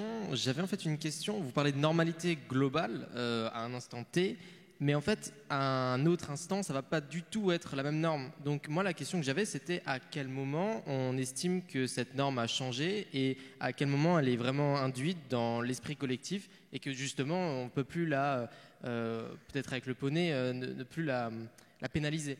Du coup, la question, ce serait en combien de temps, ou selon une plage horaire, ou selon la difficulté de la norme, est-ce que vous pensez qu'elle va évoluer et à quel moment elle devient vraiment intrinsèque dans l'esprit collectif? Voilà. Oui, je fais un lien, je ne sais pas si ça répond totalement à votre question, mais en psychiatrie, c'est un enjeu majeur, mais en neurologie aussi. C'est-à-dire que là, on a une approche qui est très normative des troubles mentaux. Si vous voulez. C'est de dire, est différent. Enfin, le trouble, c'est ce qui, de manière conventionnelle, est dans l'écart à la norme. Vous voyez ce que je veux dire? C'est que c'est défini par la société. La société définit ce que c'est un trouble psychiatrique ou pas. C'est un peu vrai, mais pas seulement vrai. C'est-à-dire que si vous prenez la schizophrénie, vous ne pouvez pas limiter ça à un regard sociétal. Non, il y a vraiment une signature neurobiologique qu'on a, il y a les éléments génétiques, je pense à Jean-Louis. Donc c'est de dire que ça dépend, enfin, dans le rapport au normal, certes, la norme évolue, mais il y a des domaines où elle évolue moins. Alors pour le coup, là il y a eu des travaux, je préfère parler que de ceux que je connais, parce que c'est quand même plus simple. Il y a eu des travaux passionnants qui ont comparé l'expression symptomatique de l'autisme sur 20 ans. Et ce qui est extraordinaire, c'est qu'on voit qu'au fur et à mesure des années, si vous voulez, l'écart à la norme se réduit. C'est-à-dire que, en fait, ceux qui sont diagnostiqués autistes aujourd'hui ont de moins en moins de résultats, on va dire, dans l'écart à la norme sur ce qui est mesuré. D'accord ? Ce qui n'est pas le cas de la schizophrénie. Et là, c'est intéressant. C'est-à-dire que, manifestement, la population qu'on avait de schizophrènes il y a 20 ans, c'était dans un contexte suédois, je crois, est à peu près la même que celle qu'on a aujourd'hui. Vous voyez ? Donc ça montre qu'il y a des aspects très normatifs et des aspects qui le sont moins. Vous prenez la dyslexie, c'est un exemple qui est hyper intéressant. Il y a des éléments neurodéveloppementaux, neurobiologiques clairs derrière la dyslexie. Néanmoins, si vous parlez italien ou français, le risque d'être dyslexique est beaucoup plus grand si vous êtes français, alors que l'italien, la belle langue que l'on sait, et en plus, vous avez si vous êtes dyslexique, vous êtes beaucoup moins à risque que ça se voit. Donc vous voyez un petit peu, ces histoires-là sont très compliquées parce qu'effectivement, ça change dans le temps, mais aussi ça dépend ce sur quoi on porte l'objet de notre attention, quoi. Voilà. Oui, Guillaume. Oui, une autre manière de répondre à votre question, et qui est vraiment intéressante, je crois, c'est, vous voyez, l'idée que, alors, si je reviens sur les tabous, il y a donc des normes très très fortes, au sens moral et social. Il y a une variation non seulement historique et culturelle des tabous, très importante. Ici, on n'a pas le droit d'être cannibale, dans d'autres communautés, on peut l'être, etc., dans certaines circonstances. Mais y compris chez un même individu. Vous voyez, repensez peut-être quand vous étiez adolescent et aujourd'hui, si vous avez, je ne sais pas, plus de 40 ans, là aussi, vous voyez, vos propres normes, ou vos rapports aux normes ont potentiellement changé. Et puis aussi, il y a une variation donc, au niveau de l'individu, et il y a une variation aussi en fonction de sa position sociale. Et je vais vous donner juste cet exemple, parce que j'ai pris des exemples à chaque fois un petit peu radicaux, mais là, sur le terrain clinique, d'un patient en psychiatrie. Alors, il a un patient, une patiente, un syndrome de Diogène, donc il vit à son domicile, il empile les objets chez lui, d'accord ? Sa maison part en désuétude, il y a de l'eau qui tombe dans la maison, etc. Il est hospitalisé, il fait des retours entre le domicile et l'hôpital psychiatrique. Et il a un projet, c'est de vivre dans son camion. Et vous voyez, et je pense que, et moi le premier, parce qu'il était atteint d'un trouble psychique, je ne lui ai peut-être pas reconnu le droit d'avoir ce projet de vivre dans son camion. Vous voyez, certaines un peu moqueur, en me disant c'est un symptôme de plus. C'est un symptôme de plus. Et donc ça veut dire que vous voyez que en fonction de la position qu'on a, du trouble qu'on a, il y a des choses que les autres, quelquefois, par des préjugés, par des projections, ne nous permettent pas de faire. Et là encore, donc votre question, elle est centrale et elle est complexe. Oui, c'était juste qui change les normes et qui décide de les changer. En fait, là, je pense que c'est une question, pour moi, éminemment politique. Éminemment politique parce que, en fonction du changement de la société, et on le voit bien aujourd'hui, avec ce qui est en train de se passer dans le monde, avec la chute de la démocratie, les mouvements autoritaires, je pense que les normes sont en train de changer. Et des endroits comme le Forum de bioéthique sont des lieux où justement on peut re-questionner les normes et se poser la question de leurs valeurs et des jugements de valeur de la société sur les normes. Puisque une norme sociale, c'est toujours un jugement de valeur et qui est adapté à la société en question et aux valeurs de la société en question. Alors, on ne va pas parler du néolibéralisme et de tout ça, mais on est vraiment là-dedans, je trouve, dans une question politique. Mais pour la psychiatrie, la société qui fait les normes, c'est le DSM, non ? Et le DSM, c'est la société américaine, avec ce qu'a dit le monsieur. Je pense qu'il ne faut pas jeter le bébé avec l'eau du bain. Il faut lire, par exemple, Steve Demazeux, qu'est-ce que le DSM ? Je pense qu'il faut comprendre pourquoi est né le DSM. C'est que les psychiatres se sont aperçus qu'ils ne parlaient pas du tout la même chose. Enfin, je ne vais pas revenir sur l'histoire, mais il y a des Anglais et des Américains qui se sont dit on va faire des recherches sur le trouble schizophrénique. Et puis ils se sont dit tiens, il y a beaucoup plus de schizophrénie aux États-Unis qu'en Angleterre, mais énormément plus. Et puis ils se sont dit tiens, peut-être qu'on ne parle pas de la même chose. Ils ont pris des critères communs et ils se sont aperçus qu'effectivement la différence de fréquence était très, très largement diminuée, parce que c'est intéressant de voir qu'il y a une fréquence qui est différente d'un pays à l'autre.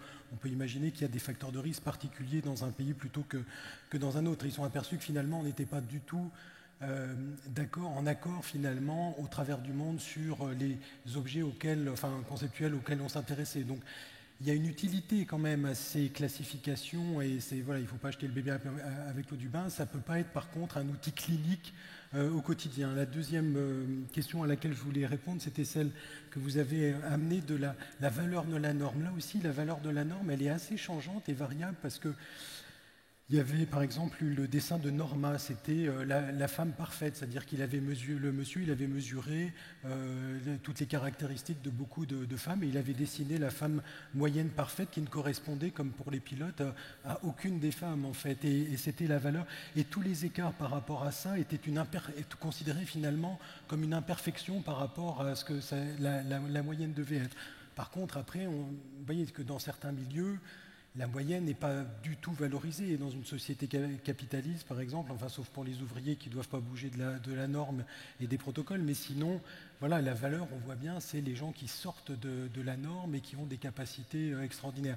Donc là aussi, les conceptions et la valeur de la norme vont être variables d'un moment à l'autre. Merci. On va prendre peut-être les deux dernières questions du public. Peut-être que soit on les compile, soit on... Merci. Je voulais revenir sur le neurodéveloppement. On peut se laisser penser, avec les avancées de la recherche, à ce qu'on identifie des facteurs qui induisent ces troubles neurodéveloppementaux. On en a parlé hier avec les facteurs environnementaux, ou des facteurs multigénétiques, avec l'espoir, je le mets entre guillemets, qu'on puisse résoudre, traiter, avec les technologies émergentes, ces troubles du neurodéveloppement. Est-ce qu'il n'y a pas un risque de perte de diversité pour l'espèce humaine en ce cas ? Et est-ce qu'il y a aujourd'hui des travaux de réflexion, des moratoires entre philosophes, politiques et sections de santé sur justement quelle est l'utilisation de ces traitements et de la perte de diversité chez l'humain ?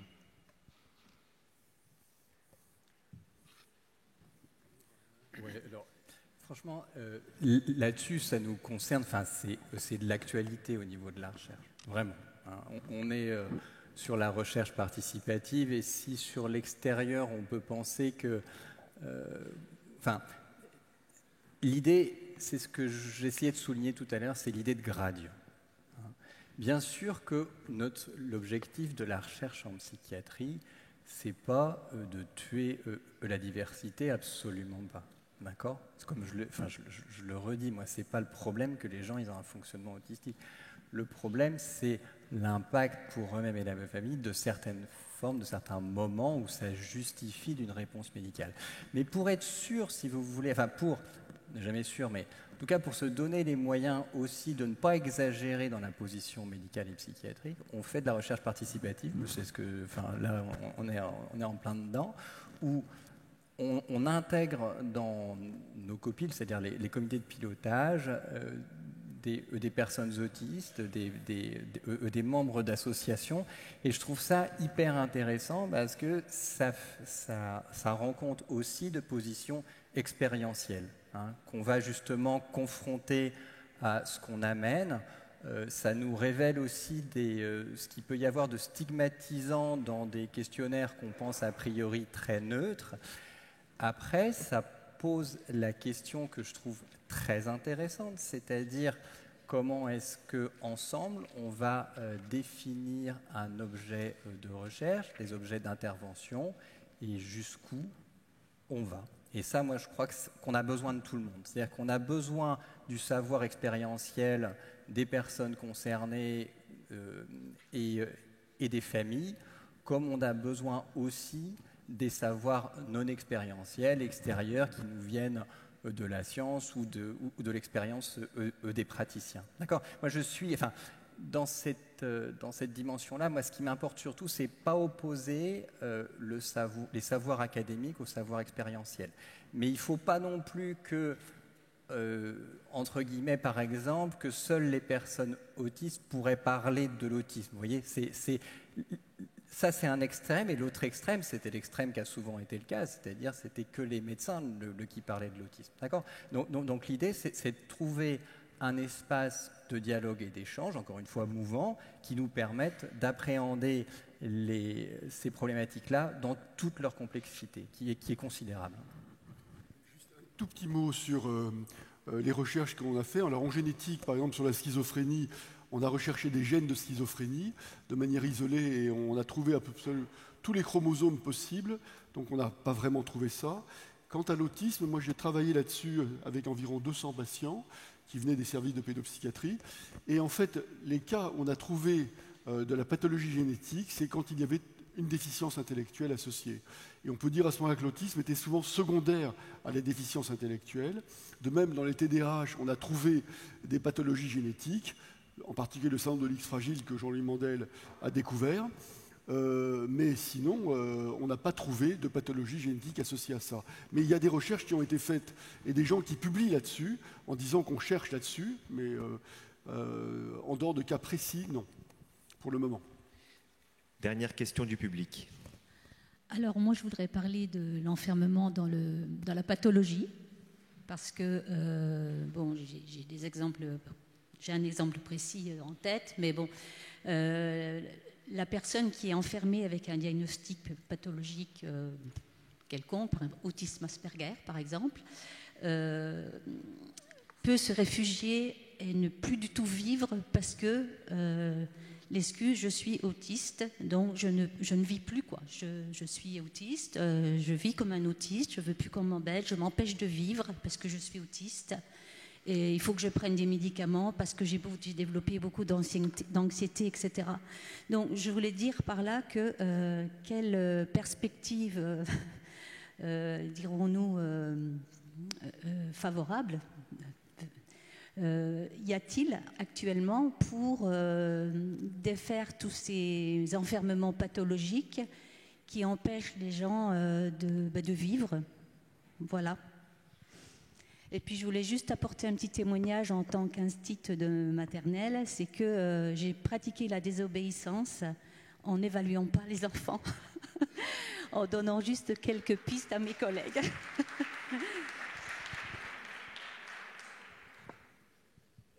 Oui, Romain, écoute. Oui, alors, j'associe sur votre remarque très juste, c'est-à-dire le côté enfermant des troubles. Je crois aussi qu'il ne faut pas qu'on le renforce par nos conceptualisations. On en parle souvent avec Pierre, mais l'enfer est pavé de bonnes intentions. D'accord ? Quand on a défini... Alors, c'est un cheminement qui est un tout petit peu long, mais je vous demande de me suivre, et vous avez vraiment le droit de ne pas être d'accord. Hein. Mais quand on a défini la santé comme un état de bien-être, du coup, on a fait aussi que la médecine a commencé à prendre une place incroyable. Alors, je ne sais pas si c'est une conséquence, mais ce qui est intéressant aujourd'hui, c'est quand je vois des adolescents qui vont mal, et j'en vois un paquet, ce qu'ils me disent aujourd'hui, c'est pas « est-ce que j'attendrai d'eux ?» Mes parents sont nuls, je suis là parce que la société est pourrie et tout ça. Non, c'est vous savez, je suis borderline. Et ça, c'est un vrai problème qu'on a en pratique clinique, c'est que la souffrance, elle est nommée en termes psychiatriques et je pense que c'est vraiment pas très souvent la meilleure des solutions. Voilà. Bon, mais pour arriver, le parallèle avec la définition de l'OMS et l'idée que ça serait, vous savez, sa phrase, c'est un bien-être, un état de bien-être, c'est quand on parle de situation de handicap. Dans une volonté politique de changer les politiques sociales par rapport au handicap, on a dit le handicap n'est affaire que de situation. Donc si on adapte l'environnement au handicap de la personne, elle ne sera plus handicapée. Le problème de cette vision-là, c'est qu'elle nie, je trouve, la dimension subjective de la personne handicapée qui peut ou pas vouloir aussi, développer ses propres capacités adaptatives, rentrer éventuellement en conflit avec le monde. Enfin, vous voyez, et effectivement, le risque des fois, quand on nomme un trouble, c'est de faire que les personnes se dessaisissent de leur subjectivité, de leur volonté, de leur motivation. Et par exemple, en pratique courante, c'est vrai qu'on a beaucoup de personnes autistes qui sont de plus en plus isolées. C'est très difficile de les en sortir. Mais grâce toujours à ces logiques participatives, l'autre jour, il y avait une réunion et il y avait une maman d'un enfant autiste, elle-même autiste, qui témoignait et qui a pu dire ça. Nous, le problème, et je parle en son nom, mais nous, le problème des autistes, c'est que quand on commence à pu sortir, c'est de pire en pire. Je vous assure qu'à partir du moment où c'est une personne concernée qui le dit, en termes de retentissement pour les personnes concernées, c'est vraiment tout autre chose. Voilà, puis je m'arrêterai là. Merci beaucoup. Oui, si l'un d'entre vous veut encore ajouter 2 mots en conclusion, mais vraiment 2 mots. Romain Coutel, l'intérêt de croiser les concepts, les regards sur une même personne et de ne pas s'en tenir à un seul modèle de conception. Donc là aussi, avoir une pluralité pour pouvoir discuter et rencontrer la personne en face, le modèle médical, le modèle du handicap, et puis la parole de la personne et de son entourage. Je pense que c'est à cette interface finalement que doit se situer notre action.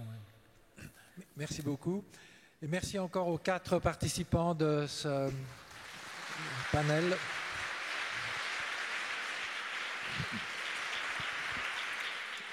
Merci beaucoup. Le temps de boire un verre d'eau et on se retrouve à 16h pour le syndrome post-traumatique.